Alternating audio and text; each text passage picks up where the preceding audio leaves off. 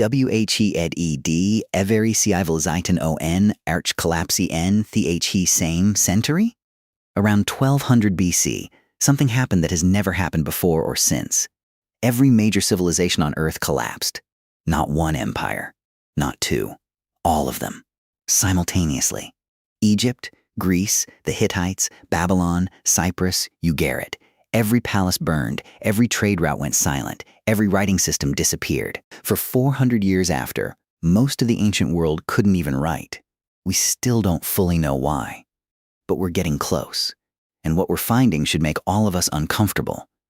To understand the collapse, you first have to understand what was lost. The Bronze Age world, from roughly 1400 to 1200 BC, was the first truly globalized civilization in human history. 4 superpowers dominated the world: Egypt in the south, the Hittites in Anatolia, the Mycenaeans in Greece, and Babylonia in Mesopotamia.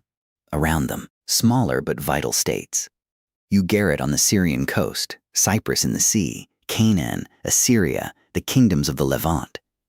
These civilizations didn't just coexist, they traded. They married into each other's royal families. They wrote each other letters addressing each other as brother. In 1982, divers found a shipwreck off the coast of Turkey near a place called Uluburun. The ship was 3,300 years old. What they found inside changed everything we knew about the Bronze Age. The cargo contained goods from 11 different civilizations in a single voyage: copper ingots from Cyprus, tin from Afghanistan, gold from Egypt, ebony from Africa, glass from Syria, olive oil from Canaan, spices from the East.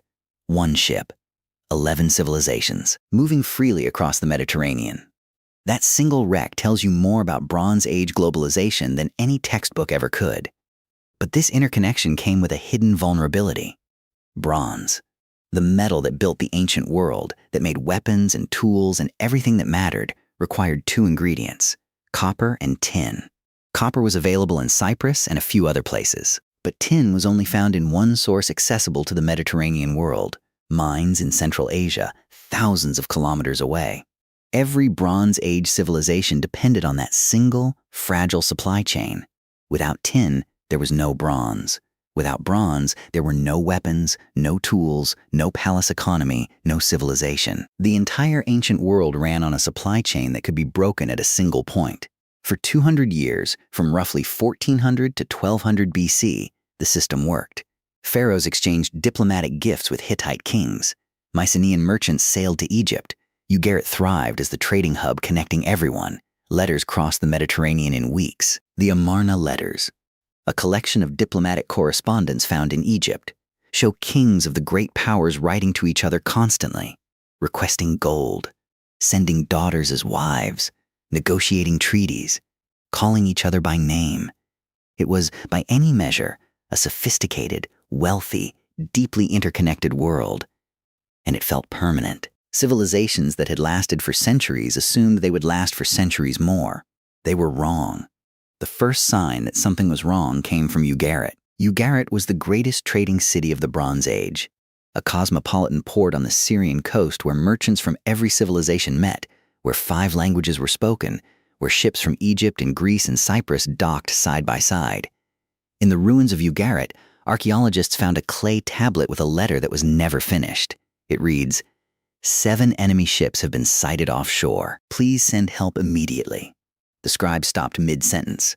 The city burned to the ground around 1185 BC. It was never rebuilt, never inhabited again. At almost exactly the same time, Mycenaean Greece fell apart. The Mycenaeans built the Bronze Age world of Homer's Iliad, the great palace civilizations of Mycenae and Tiryns and Pylos, with their massive stone walls, their warrior kings, their linear B writing system. Within a single generation, every Mycenaean palace was burned to the ground. The population of Greece dropped by an estimated 75 to 90%. Entire cities were abandoned. And here is the detail that haunts historians most: the Greeks forgot how to write. Linear B, the Mycenaean writing system, disappeared completely. Greece would not have a writing system again for 400 years.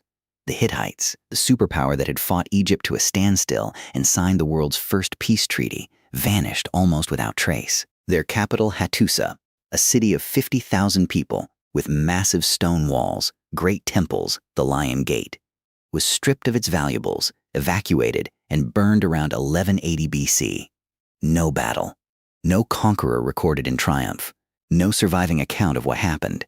The last Hittite king, Suppiluliuma II, appears in inscriptions, and then disappears from history entirely. An empire that had lasted 500 years simply ceased to exist within a generation. It wasn't just Ugarit and Mycenaean and the Hittites. Across the entire eastern Mediterranean, within the same 50-year window, cities were destroyed and abandoned at a rate that staggers archaeologists. Megiddo in Canaan, destroyed. Lachish, destroyed. Hazor, burned.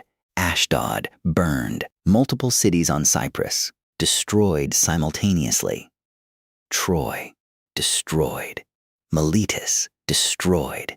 The destruction layers in the archaeology of this period are unmistakable. Thick bands of ash and burned debris, site after site, all dating to the same narrow window around 1200 to 1150 BC. Something, or several things, swept through the ancient world and left almost nothing standing. Egypt alone survived, but only barely, and it was never the same. Ramesses III, who ruled from 1186 BC, fought off multiple waves of invasion. He recorded his victories on the massive walls of his temple at Medinet Habu. But the Egypt that survived the Bronze Age collapse was a shadow of what it had been. The new kingdom entered a long, slow decline. The great building projects stopped. Power fragmented. By 1000 BC, Egypt was no longer a superpower. It would never fully recover its Bronze Age dominance. The civilization that had built the pyramids, that had traded with the entire known world, had been permanently diminished. For most of history, there was one standard explanation for the Bronze Age collapse. The Sea Peoples did it. Ramesses III's inscriptions at Medinet Habu describe a terrifying invasion.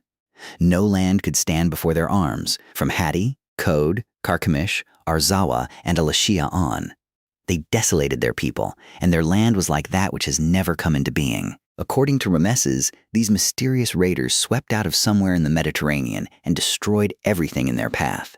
He stopped them at the Battle of the Delta in 1177 BC and recorded his triumph in stone. But everyone else, apparently, fell. The Battle of the Delta in 1177 BC was one of the most consequential battles in ancient history. The Sea Peoples attacked Egypt by both land and sea. A massive, coordinated assault. Egyptian archers lined the riverbanks. The fleet closed in. The battle raged across the Nile Delta. Ramesses won. The inscriptions show prisoners being led away in chains, ships capsized and burning, the invaders defeated. Egypt survived. Everything else, as far as we can tell, did not. The Sea Peoples moved on, some settling in Canaan, where they may have become the Philistines of the Bible. Others disappearing from the historical record entirely. The Sea Peoples were described as coming in overwhelming force, entire peoples moving at once, not just armies. Ramesses III's inscriptions show warriors with distinctive feathered helmets, but also ox carts carrying women and children, household goods, everything they owned. This wasn't just a raiding party. It was a mass migration. People uprooting themselves entirely, moving with their families across the sea, destroying whatever stood in their way. The question is, who were these people? Where did they come from? And why were they moving in such numbers? For a long time, historians assumed the Sea Peoples were the cause of the Bronze Age collapse, a mysterious destructive force that swept the ancient world clean. But as archaeologists dug deeper, problems with this explanation emerged. For one, the timing didn't work. Some sites, including Ugarit, show destruction that predates the Sea Peoples' invasions recorded by Ramesses. For another, Hattusa, the Hittite capital, is 500 kilometers inland. Sea raiders couldn't reach it. And most fundamentally, what single group of people, however fierce, could simultaneously destroy the Hittite Empire, Mycenaean Greece, the Levantine coast, and Cyprus? All within a 50-year window? Modern historians increasingly see the Sea Peoples not as the cause of the collapse, but as a symptom of it. If a vast drought had destroyed harvests across the eastern Mediterranean, starving populations would have been forced to move. Mycenaeans fleeing their burning palaces. Anatolians displaced by famine. Islanders pushed off their islands by failing crops, all of them moving at once. desperate, armed, dangerous. The Sea Peoples may not have been a single group with a single origin. They may have been the human debris of a civilization already in the process of falling apart, pushed into violence and migration by forces that had already begun destroying the world they came from. They were the flood, not the rain. The most important evidence for what actually destroyed Bronze Age civilization didn't come from clay tablets or temple inscriptions. It came from the bottom of lakes. When scientists drill into ancient lake sediments and extract cores, they get a record of the climate going back thousands of years. Pollen trapped in the sediment tells you what was growing. Mineral deposits tell you how much rain fell. Multiple lake cores from the eastern Mediterranean, from Cyprus, from the Dead Sea, from Turkey, all tell the same story. Starting around 1200 BC, the climate shifted. Rainfall dropped sharply. The drought lasted not for 1 year or 10, but for 300 years. The written evidence confirms it. Among the thousands of clay tablets found in the ruins of Bronze Age cities, a theme keeps appearing in the decades before the collapse. Grain. The Hittite king, the ruler of an empire that had stopped Egypt, was writing urgent letters to the pharaoh begging for grain. "It is a matter of life and death," one letter reads. Multiple letters from Ugarit and other cities describe the same crisis.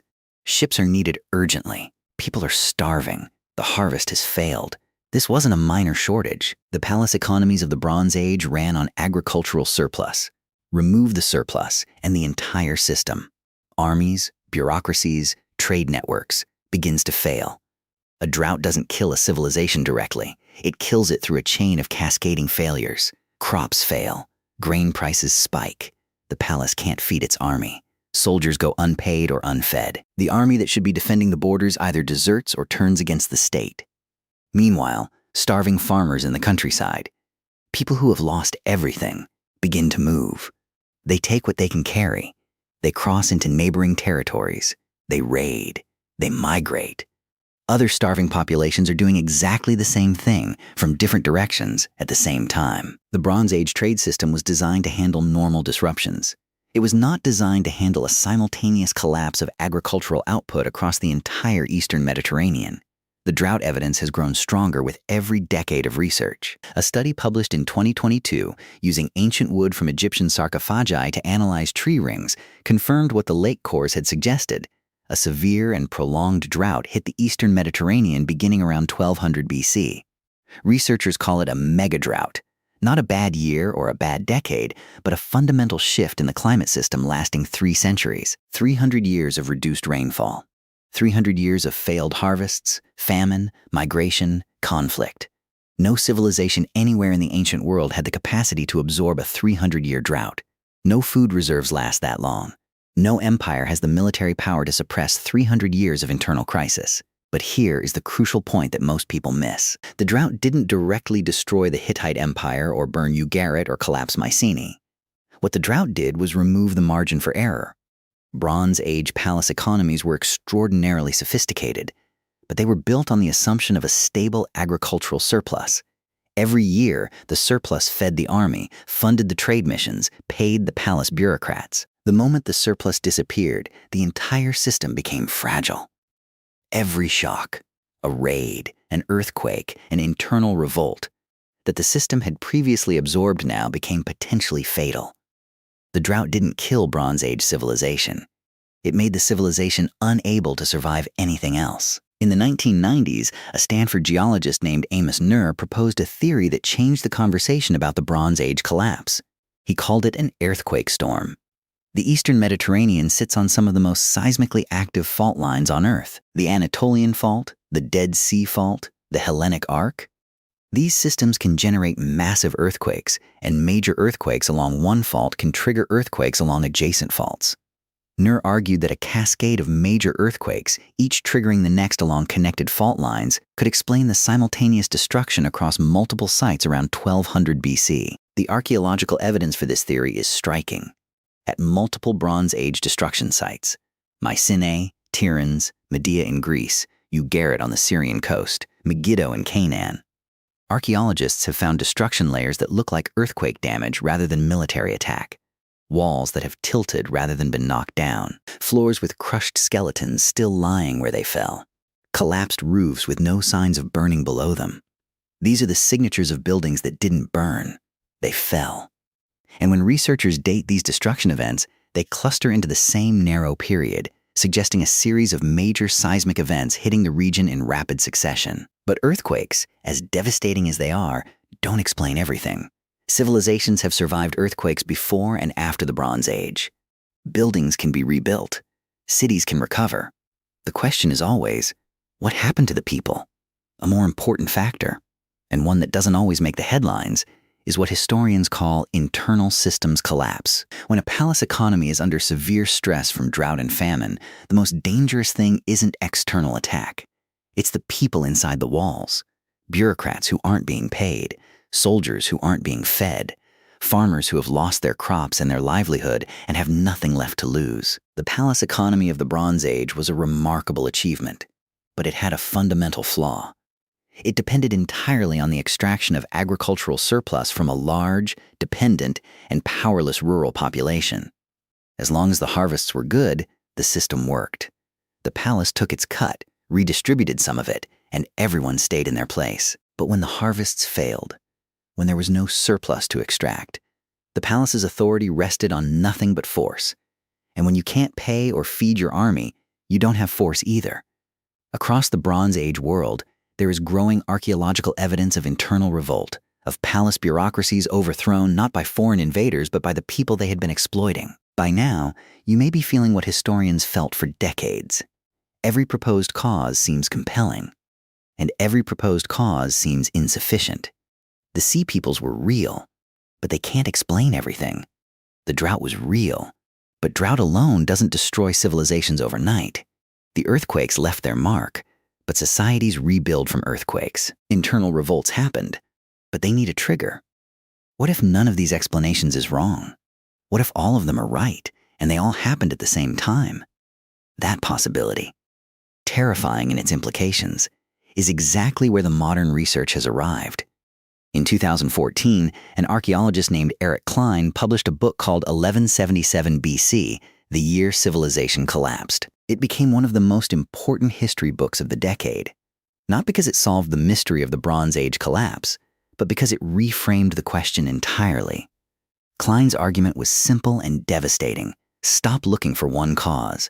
The Bronze Age collapse wasn't caused by the sea peoples, or the drought, or the earthquakes. It was caused by all of them, happening simultaneously, in a system that had been optimized for efficiency, but not for resilience. He called it a perfect storm. Think about what was hitting Bronze Age civilization at the same time. A 300-year megadrought removing the agricultural surplus that every palace economy depended on. A cascade of major earthquakes damaging infrastructure across the region. Famine-driven mass migrations turning into waves of raiders across every coastline. Internal revolts as starving populations turned on their rulers. And the collapse of the long-distance trade networks that had kept the entire system alive. Any one of these stressors, the Bronze Age world might have survived. It had survived individual crises before, but all of them at once. In a system that was deeply interconnected and therefore deeply fragile, was something the ancient world had never encountered. This is the insight that makes the Bronze Age collapse so important and so disturbing. The very thing that made Bronze Age civilization the most sophisticated world that had ever existed, its dense, complex interconnection, is exactly what made it catastrophically vulnerable. When you build a system where every part depends on every other part, you create efficiency. You eliminate waste. You achieve things no isolated civilization could achieve. But you also create a system where a failure anywhere can cascade everywhere. The Hittites couldn't get grain because Egypt was under stress. Egypt was under stress because the sea lanes were disrupted. The sea lanes were disrupted because Ugarit had fallen. Ugarit had fallen because the drought had made the whole system brittle. Pull one thread. Everything unravels. The tin supply is the clearest example of this vulnerability. Bronze Age civilization ran on bronze. Bronze required tin. Tin came from mines in Central Asia, transported over thousands of kilometers through multiple intermediary trading states. Every step of that supply chain, the Central Asian mines, the overland trade routes, the Mesopotamian trading cities, the Mediterranean sea lanes, the port of Ugarit, had to function for the system to work. When the drought hit, When the migration started, when Ugarit burned, the tin supply collapsed. Suddenly, no one could make bronze weapons or bronze tools. No bronze means no effective military. No effective military means no defense. No defense means the next attack, whatever it is, succeeds. The cascade, once started, fed itself. When Ugarit fell, the merchants who had traded through Ugarit lost their network. When Mycenae fell, the Aegean trade routes collapsed. When the Hittites fell, the entire Anatolian trade system vanished. Each collapse made the next collapse more likely. Each city that went dark removed another node from the network. The network that had once been the strength of the Bronze Age became the mechanism of its destruction, transmitting failure from one point to the next, amplifying it, accelerating it. By the time the cascade was finished, there was almost nothing left to fall. The first globalized civilization had, in the space of 50 years, destroyed itself through the very interconnection that had made it great. What followed the Bronze Age collapse is called, with good reason, the Greek Dark Ages. But the darkness extended far beyond Greece. Across the eastern Mediterranean, the centuries after 1200 BC were a period of profound contraction. Population fell. Cities shrank. Long-distance trade essentially stopped. The sophisticated palace economies that had sustained millions of people were gone. In Greece, the evidence is most dramatic. The population dropped by an estimated 75 to 90% in some regions, not from a single catastrophe, but from the accumulated effect of decades of disruption. Famine, displacement, disease, conflict, the breakdown of the systems that had kept people alive. The loss of writing in Greece is perhaps the single most striking fact about the Dark Age. Linear B, the Mycenaean writing system, was not a simple alphabet. It was a complex syllabic script used primarily by palace bureaucrats to keep records of grain shipments and livestock counts and tribute payments. When the palaces fell, there was no one left to teach it, no institution left to use it. Within a generation, it was forgotten entirely. For 4 centuries, Greece was illiterate when writing returned. Around 800 BC, with the adoption of the Phoenician alphabet, the Greeks who learned it had no memory of Linear B. They were, in a real sense, starting over. The collapse of long-distance trade meant something that is hard to fully grasp from our modern perspective. It wasn't just that goods became harder to get. The entire framework of international exchange, the shared weights and measures, the diplomatic relationships, the networks of trust that made trade possible, all of this disappeared. A Mycenaean merchant who survived the collapse couldn't simply start trading again. There was no one to trade with. The trading cities were gone. The ships were gone. The trust that made strangers exchange goods across thousands of kilometers, gone. The material culture of the Dark Age reflects this. Pottery becomes simpler. Buildings become smaller. The elaborate metalwork and luxury goods of the Bronze Age vanish, replaced by more basic objects. But not everything was lost. 3 things survived the collapse that would change the world. First, iron technology. The Hittites had monopolized iron smelting. When the Hittite Empire fell, that monopoly ended. Smiths scattered across the Mediterranean, taking their knowledge with them. The Iron Age that followed was, in part, a gift of the Bronze Age's destruction. Second, the Phoenician alphabet. The Phoenicians of the Levantine coast survived the collapse and developed a simplified writing system. 22 letters, easy to learn, adaptable to any language. The Greek alphabet, the Latin alphabet, the Arabic script, all descend from the Phoenician. Third, the memory. Homer's Iliad and Odyssey, composed 400 years after the collapse, are a distant echo of the Mycenaean Bronze Age. Heroes with bronze weapons, ships going to war, great palaces. The Greeks of the classical period knew, dimly, that something great had come before.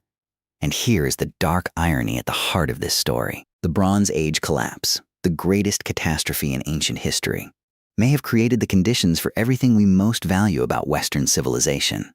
The palace economies of the Bronze Age were hierarchical, rigid, dependent on the extraction of agricultural surplus from a captive rural population. They were great achievements.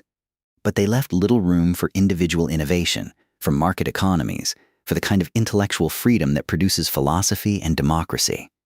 The smaller, more decentralized city-states that emerged from the Dark Age had none of the Bronze Age's grandeur. But they had something the palaces never allowed, the freedom to experiment. Classical Athens, Roman law, the philosophical tradition that runs from Socrates to the present day.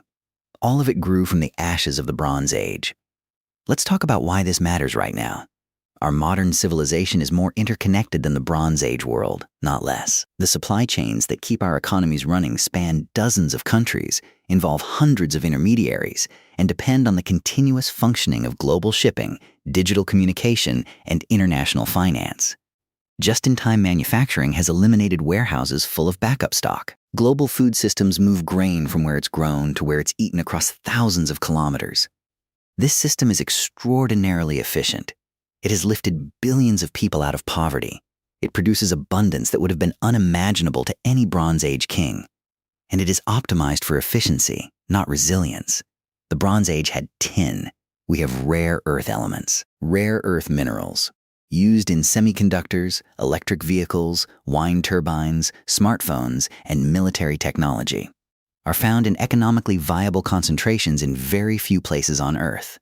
The same is true of the fabrication capacity to turn those minerals into the chips that power everything we use. A handful of facilities in a handful of countries produce most of the world's advanced semiconductors. Pull any single thread from this supply chain, through conflict, through policy, through natural disaster, and the cascading effects ripple outward with a speed and scale that would have been familiar to the people watching Ugarit burn. And then there is climate. The Bronze Age megadrought lasted 300 years. It reduced rainfall across the eastern Mediterranean by amounts that destroyed the agricultural surplus on which civilization depended. We are currently driving climate changes that are projected to affect agriculture on a global scale, not over 300 years, but over the next 50 to 100. The Bronze Age couldn't predict its megadrought. The scientific instruments didn't exist. The kings and farmers who watched their harvests fail had no framework for understanding what was happening to them. We have the data. We have the models.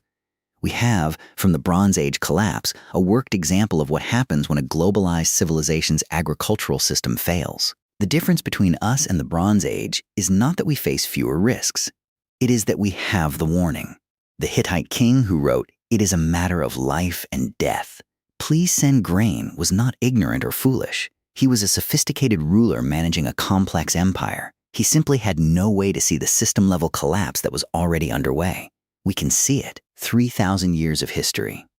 Sediment cores and tree rings and archaeological destruction layers that tell us exactly what happens when a dense, interconnected civilization hits multiple simultaneous stressors without adequate resilience.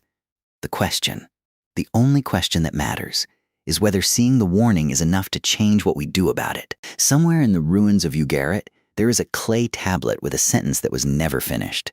The scribe who wrote it had no idea they were recording the end of a world. They were just doing their job, writing a letter, noting that enemy ships had appeared offshore. They didn't finish the sentence. They didn't need to. Events finished it for them. Every civilization that has ever existed has believed, at some level, that it was different, more sophisticated, more durable, that the things that destroyed others could not destroy it. The Bronze Age world was the most sophisticated civilization that had ever existed up to that point.